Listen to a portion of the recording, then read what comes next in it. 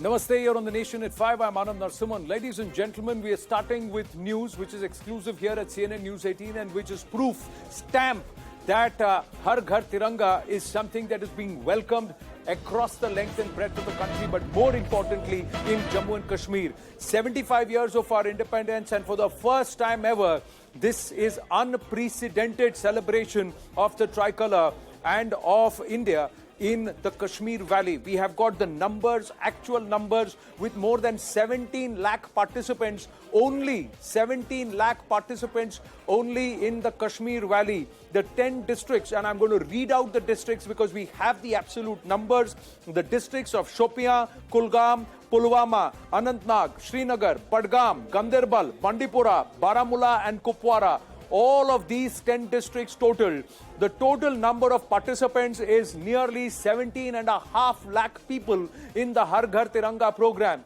And the individual household functions itself is nearly 6,30,000 households. 6,30,000 households have celebrated Har Ghar Tiranga in the Kashmir Valley, the 10 districts in the Kashmir Valley itself.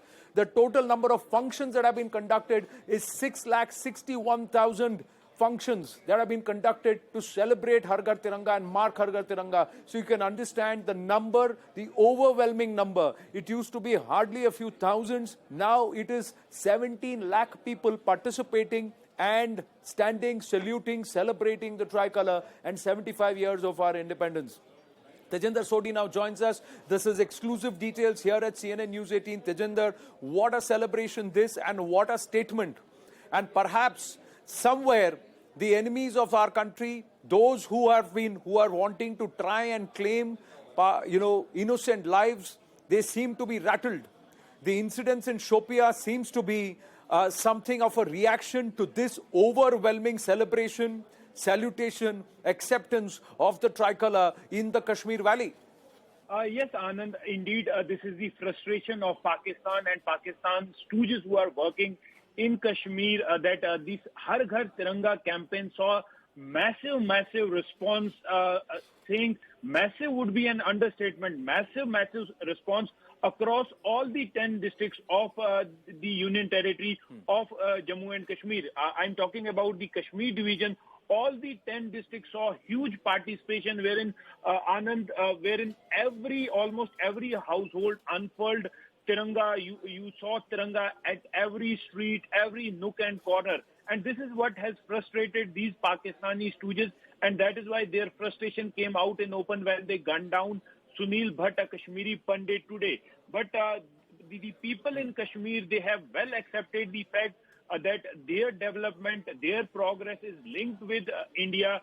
They can only progress when they walk along with the rest of the country. And people have understood that ever since Article 370 was abrogated, there have been several benefits that have been doled out for the people of Kashmir. Several developmental projects have started in the Union Territory of Jammu and Kashmir. And people look at the private institutions. Pulwama, nearly 800 institutions in Pulwama. That is the highest number. The next number that is in Anantnag, then Baramulla. All these areas, all these districts, private institutions. I'm not even looking at the government institutions, private institutions. And of course, the total number of participants, unprecedented numbers that we are seeing in Anantnag and in Baramulla. And of course, in Srinagar, nearly 3,15,000 in both Anantnag and in Baramulla. Nearly more than 12 lakh people who 1,23,000, beg your pardon, 3,15,000 in Anantnag, 3,15,000 in Baramulla, Kulgam again 1,23,000, 2,91,000 in Srinagar. This is huge numbers across the 10 districts, 17 lakh people.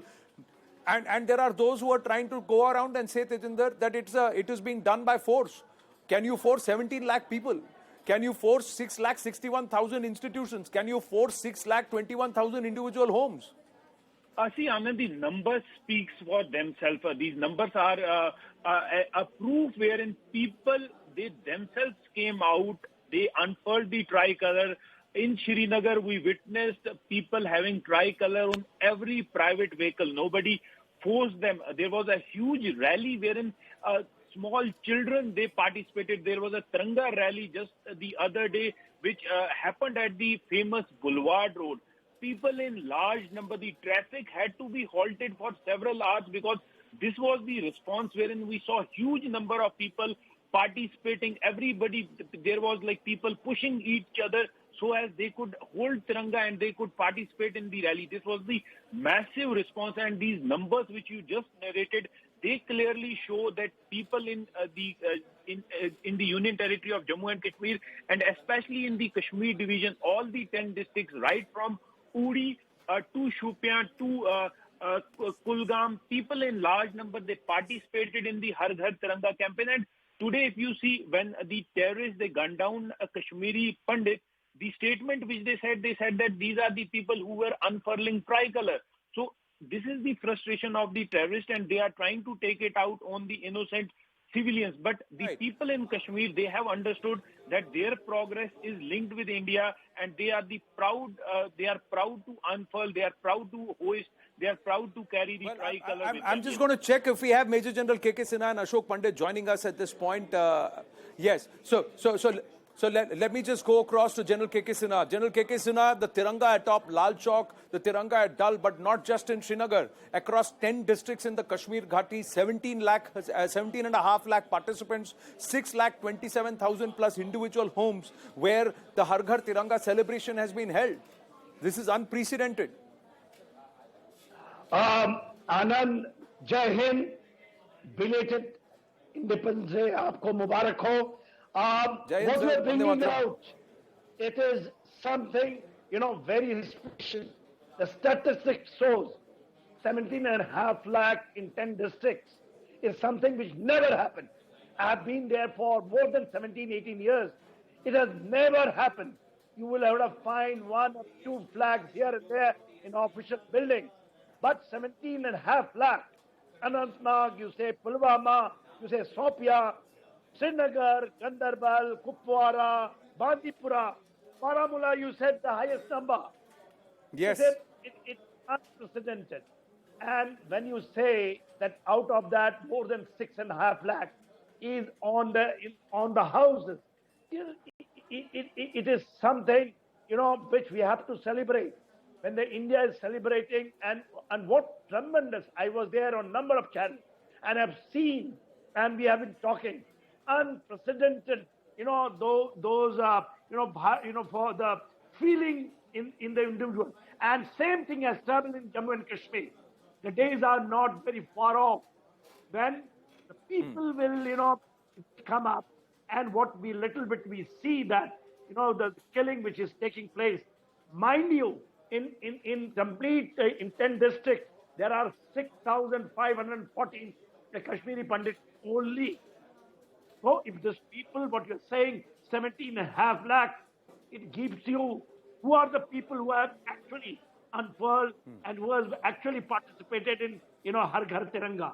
It is something unimaginable. Absolutely. General Saab, you have served there. I have Ashok Pandit joining us, and it's been a while since we have spoken, Ashok ji. But before I come to you, I just have Danish Manzoor also with us on the phone line. I just want to get a quick comment from him. Danish, it was a very, very emotional moment for you, because in your house in Srinagar, after how long did you unfurl the tricolor? And now we are putting out the data here at CNN News 18 on our show on the Nation at 5 that nearly 17.5 lakh people participated in the Har Ghar Tiranga functions. 6,61,000 plus functions were conducted in Kashmir Valley itself, 10 districts. Right. So Anand, it was an extremely emotional moment. There's no need to sort of voice it out. It was very evident. Can you imagine doing something that any other citizen of our country would take it for granted and just do it as and when they please? Doing this for the first time, mind you, Anand, first time in the history, first time in my life, being able to hoist the national flag on my residence in Srinagar. The feeling itself was unparalleled. Was it possible 3 years ago? I won't go long into history, but just 3 years ago, it wasn't possible. If someone tells me it was, they're lying on our faces. One great thing that has happened, Anand, is that the silent majority, and mind you again, I say majority and not minority. Yes. The silent majority of Jammu and Kashmir, the silent majority of Kashmir region itself has now started finding their footing, that back in the days when the state would mollycoddle secessionist and separatist elements, those days are gone. Siding with the nation does not need to be seen as a crime. That's what we are seeing now. So yes, the feeling was amazing. I mean, like any other Indian who would be part of this process, I feel definitely elated that we were able to do something like this. Well, fantastic. And, I saw your tweet and I thought of you. We thought we'd reach out to you and check with you because it was clearly emotional for me to see someone say that for the first time I've been able to hoist the Tiranga in my house in Kashmir, and that too proudly without any fear. And that was what which I wanted you to also share with all our viewers. Thank you for speaking with us, Tanish. I'm just going to go across to Ashokji. Ashokji, again, phenomenal moment this. This is something which has rattled the enemy. Reactions which we are seeing play out, unfortunately though, for Sanjay Kumar Bhatt and the family. But this is a reaction to this unprecedented rejection of the Pakistani narrative, unprecedented rejection of Pakistani bullets, unprecedented rejection of those who have been acting as puppets of the enemy so far here in Kashmir Valley. Anand, though I want to be excited as you are, I want to be happy as you are. I want to be happy as the entire scenario in the entire country is concerned. But the person, the community, those people who have held this Tiranga since partition in Kashmir and have suffered the most are suffering even now. We have lost one family today.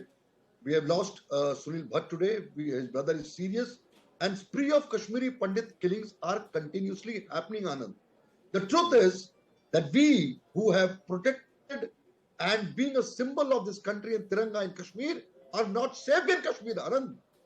Imagine all this excitement is fine, Anand. You see, I hope you not mind my reaction. I don't want to be a speed breaker in your excitement and happiness. I was happy till yesterday. But our cries, our frustration, our insecurity, our deaths, after killings is still continuing, Anand. How do we stop this? For me, as a representative of Kashmiri Pandit, I am there and there only since 1990, Anand. Who's talking about us? Who's thinking about us, Anand? Every 3 months, we are losing a Kashmiri Pandit on the streets of Kashmir, exactly the way we lost Kashmiri Pandits in 1990 and thereafter. Why are we not transferring those Kashmiri Pandits outside Kashmir? Why do you want Kashmiri Pandits there to keep on dying and tell the world that this is Kashmiri Pandit who's living in Kashmir and that's why Kashmir is safe? The truth is that the person who protected Kashmir, who protected India in Kashmir is still unsafe. That is the truth, Anand. But then Ashok Pandit, the fact of the matter is, I just want to ask you, do we cow down, do we bow down, do we run away, or do we stand up and fight? What do we do as a collective? What do we do when there are 17 lakh people who are holding the tricolor with you? Should that not give us the courage and should that not give us energy that this entire narrative of the enemy is being rejected? It is a process and a painful one. We have lost a lot of Kashmiris, Hindus and Muslims alike. And yes, the atrocities committed against the Kashmiri Pandits, they are now being accounted for. Yasin Malik is behind bars. The cases are being reopened. Those that were buried by the politicians of the past, they are now being opened. Yes, these cowards are now retreating to going right into the interiors and targeting innocent people who are just trying to make their ends meet. But that's what these cowards have been reduced to now. Where is their bravado and where is their braggadocio? It's all farce. That's what's being exposed. The other aspect is that if you move out of that place, then who holds the Tiranga aloft and who stares them back in the eye and tells them that, listen, we are not going to tolerate this anymore. It is time for you to get out of here. General K.K. Sinha, I totally understand where Ashok Panditji is coming from.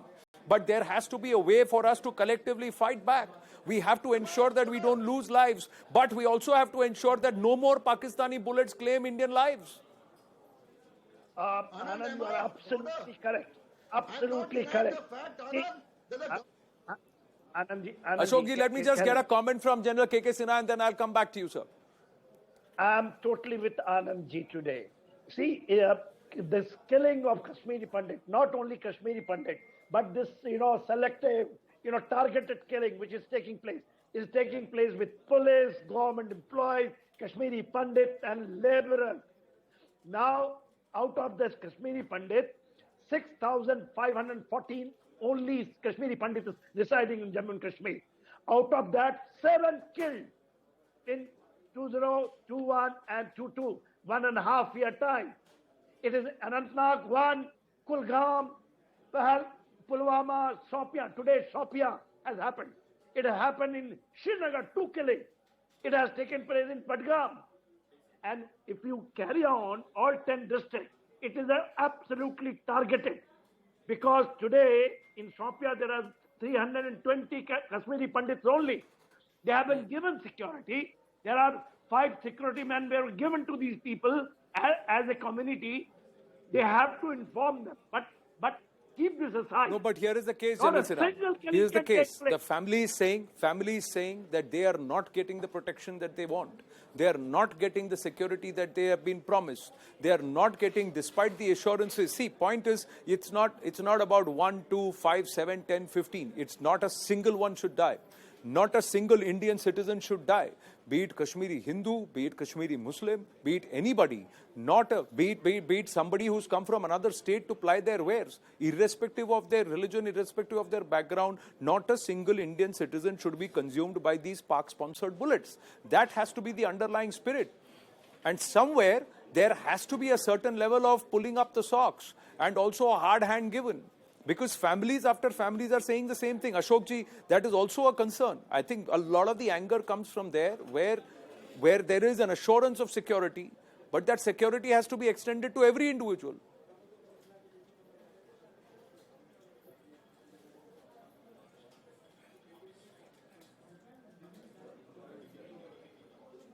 Can you hear me, Ashokji?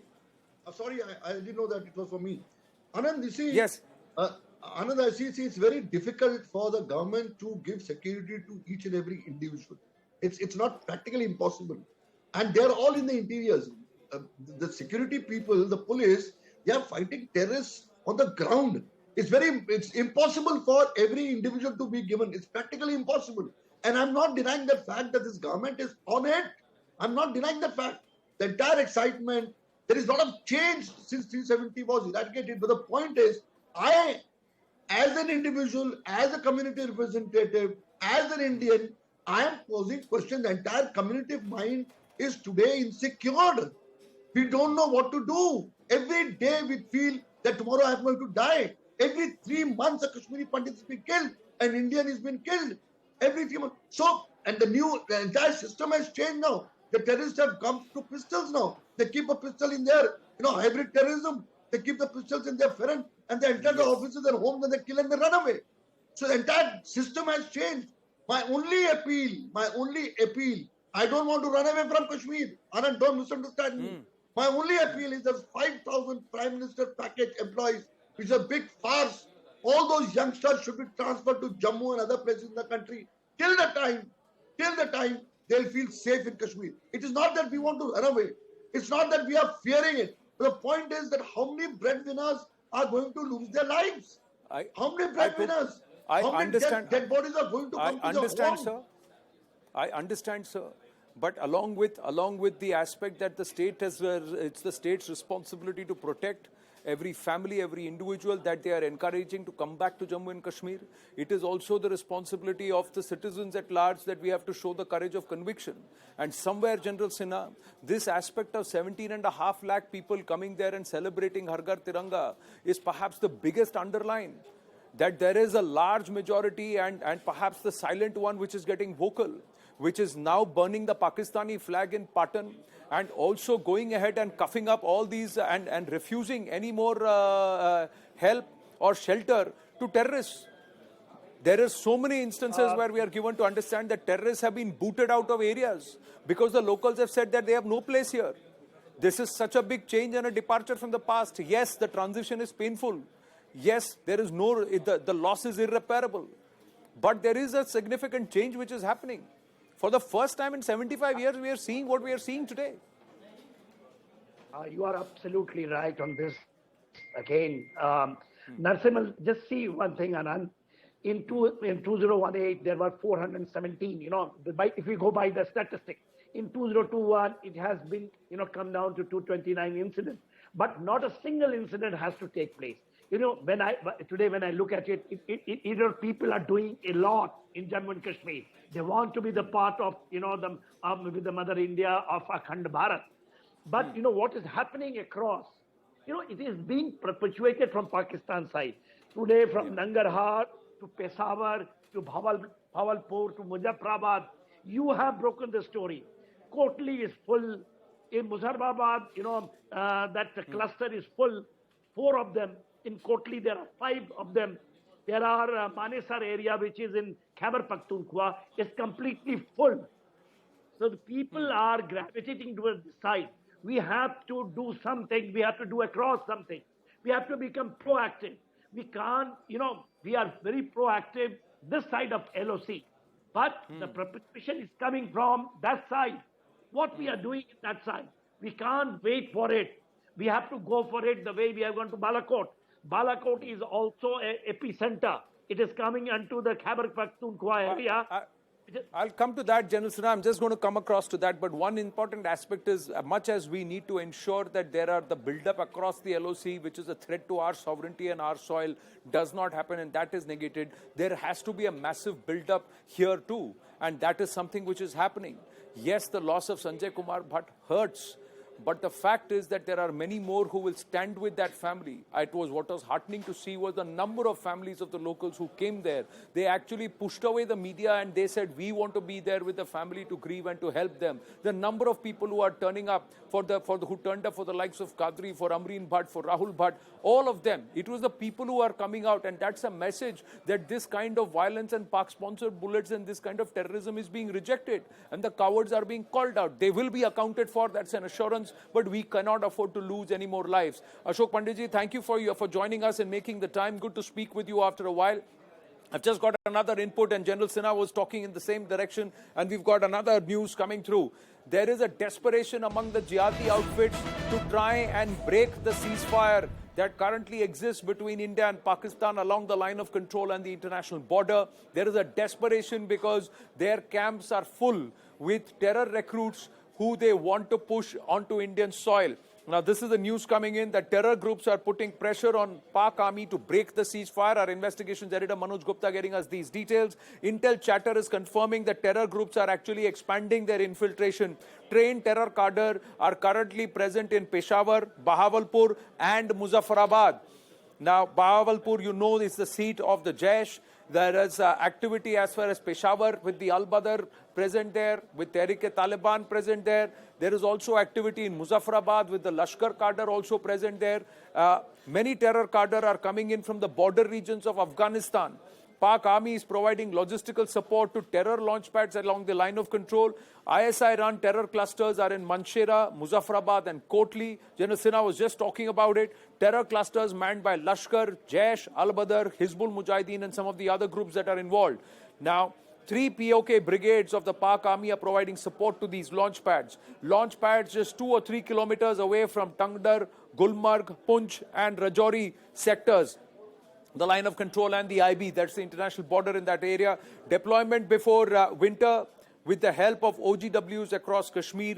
They are also sending across weapons via drone drops. So this is a serious threat. So while there is increasing amount of integration and doing away with the Pak narrative and also the embedded Trojans within, General Sinha, this is those who are waiting to unleash mayhem on Indian soil.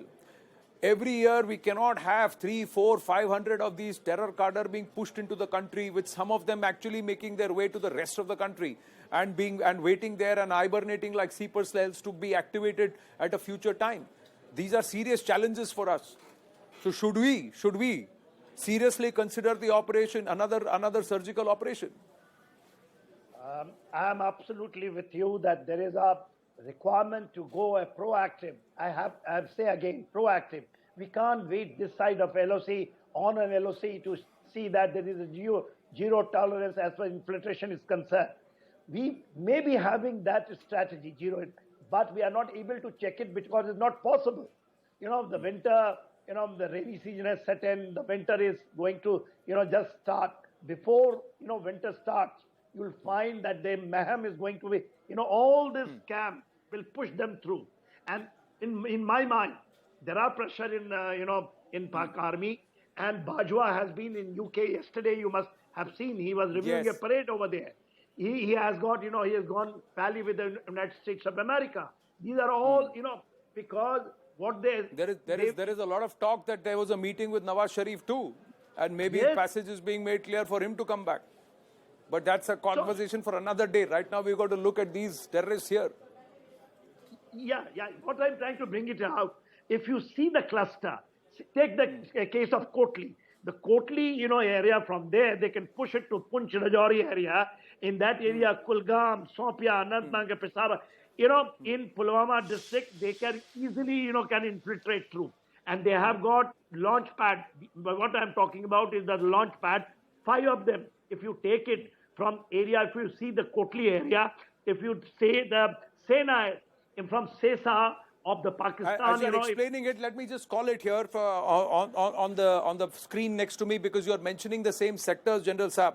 So now this is where the cadre are. The cadre are in Peshawar, Bahawalpur and Muzaffarabad, but they are coming in from the Af-Pak border into these areas. And like you mentioned, the clusters are Manshera and Kotli. And the launch pads are not far away from Tangdar, Gulmarg, Punch and Rajouri. So just explain to us Manshera, Muzaffarabad, Kotli, and on the corresponding sides, Tangdar, Gulmarg, Punch and Rajouri. General Sinha. Yeah. If you see, first we have to understand they are coming from where?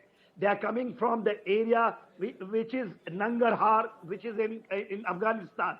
These people were all concentrated over there. From there, they have come to Peshawar. Peshawar has got a center called Mansehra. This is a cluster from there, and Balakot, because we are all aware of Balakot. Balakot in the center. It is all full. And it is not only because Balakot used to be basically of Jaise Muhammad, but now Al-Badr is there. There are other, tanjeems of LET, LAM, Al-Badr, Hizbul. Hizbul has also gone back because they have got that training into area in Afghanistan, and they are all coming back. And this time they have got suiciders because suicide bombers are there. They have been trained, and they have been trained by in Afghanistan. So this time it is much more steadily. They have got the latest weapon system. When you talk about Muzaffarabad, when you see it is up the north, Kotli is down south. When they come, Kotli has got 5 launch pads. From there, they come to the launch points. The launch points can be anywhere where they can. And launch point, every launch pad have got 5 to 7 launch points. So we have to go. Whether we carry out a fire assault, we can use even missiles. We have to do something serious, because if they cannot control the pest, then we have to ensure that they don't come into. If the neighbor cannot control, then we have to ensure that we control and we exterminate, because we don't want them coming into our area, into our homes. So that is something which is a serious consideration, and the build-up is strong, and they will all want to push in themselves before the winter sets in. So the next 2-3 months are critical. September, October, November especially. These are the 3 months where there will be huge push, and there is pressure from the jihadi groups on the Pakistan army to violate ceasefire, to give them that cover fire so that they can push through infiltration. Now we'll have to see if General Bajwa and co blink to that pressure. General Sinha, thank you very much for your inputs. Before we take a short break, an update, ladies and gentlemen, and it's a tragic development. A bus with 39 ITBP personnel, actually 37 ITBP personnel and 2 jawans, so 39 people, was on its way back from Amarnath, but then there was a brake failure with the bus, and it went straight down a ditch and plunged into the river. The troops were on their way from Chandanwadi to Pahalgam. 6 ITBP jawans and 1 JNK personnel have lost their lives in this tragic incident.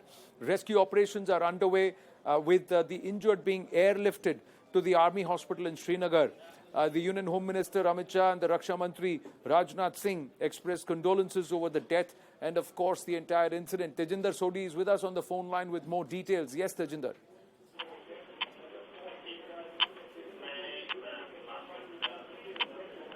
Yes, Tejinder.